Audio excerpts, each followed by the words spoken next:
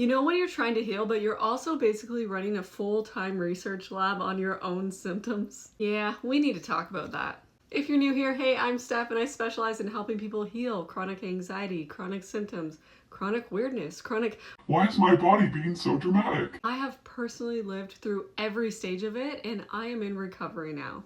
So today we're going to talk about how your nervous system can keep you stuck even when you're doing all the right healing things, and how monitoring everything can actually make your symptoms louder. Rude, I know. Okay, so let's paint the picture. You have symptoms, you don't like them, so naturally you want to fix them. And that makes sense. We are intelligent human beings. We solve problems. But unfortunately, the nervous system does not operate like a problem that you fix. You can think of it more like a traumatized cat hiding under your bed. If you go under there every 2 seconds and check on that cat and say, are you okay? Are you calm yet? Are you regulated? That cat is going to get more pissed off. If you're someone who's constantly checking how you're breathing, what your blood pressure is, what your heart rate is, if you're feeling dizzy, is it gone yet? Is your stomach okay? Is that weird sensation in your ear still there? Then you start Googling ear buzzing, chronic illness, neurological doom, catastrophic rare disease of the 7th dimension, and congratulations, now your brain thinks you're being hunted by a bear. So here's what's going on physiologically.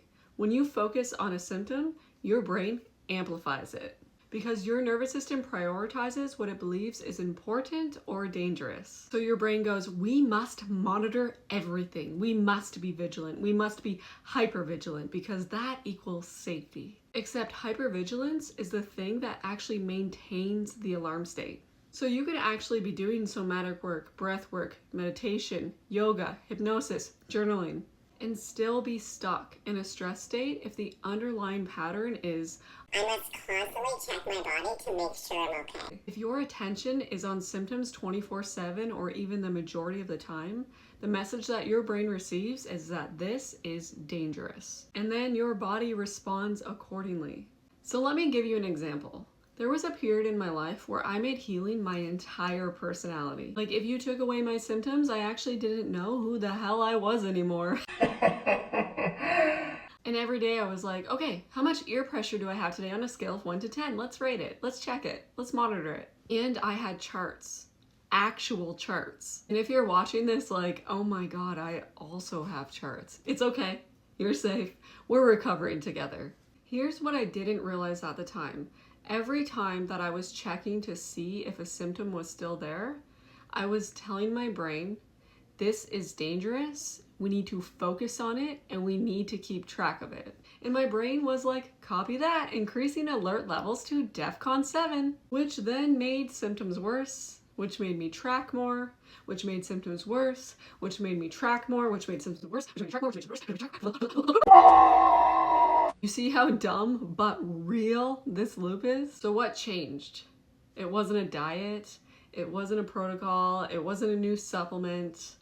It was the day that I just got fed up. The day that I realized monitoring my symptoms constantly was not healing me, it was exhausting me. So I started practicing a new internal response to my symptoms. And no, that response was not stop, go away, go on the back burner, please get away, Fuck off! because that is still fear, that is still the threat state.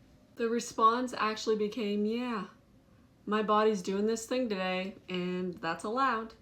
And then I continued with my day. Even when it felt uncomfortable, to say the least, even when it felt unfair, even when it felt impossible. And that is how you deactivate the threat. So your brain learns from pattern.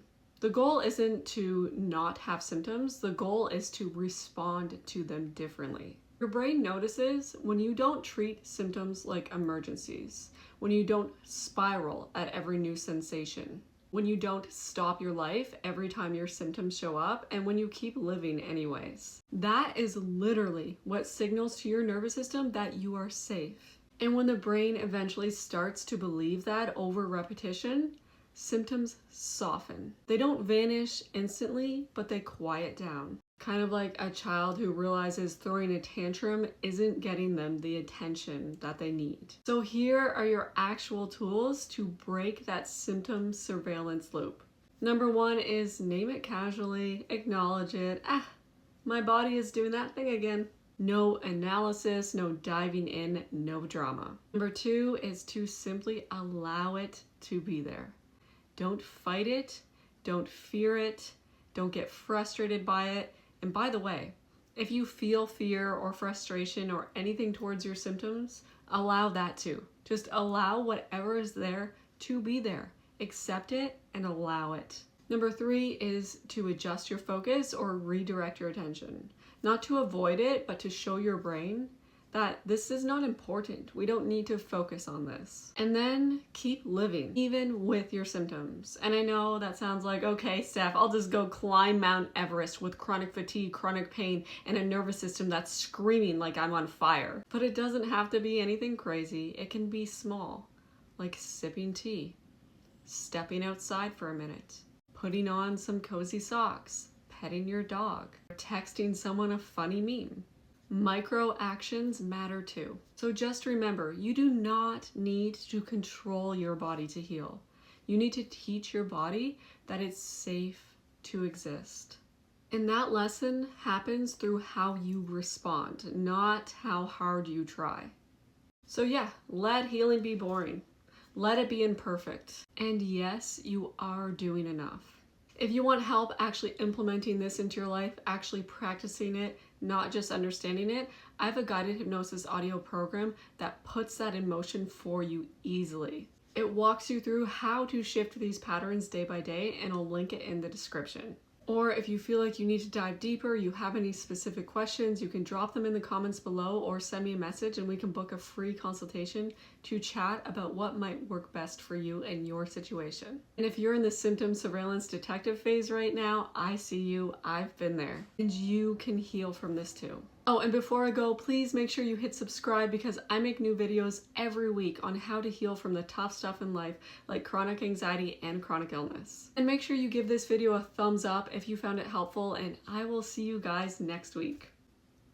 You got this! I'm blind as fuck.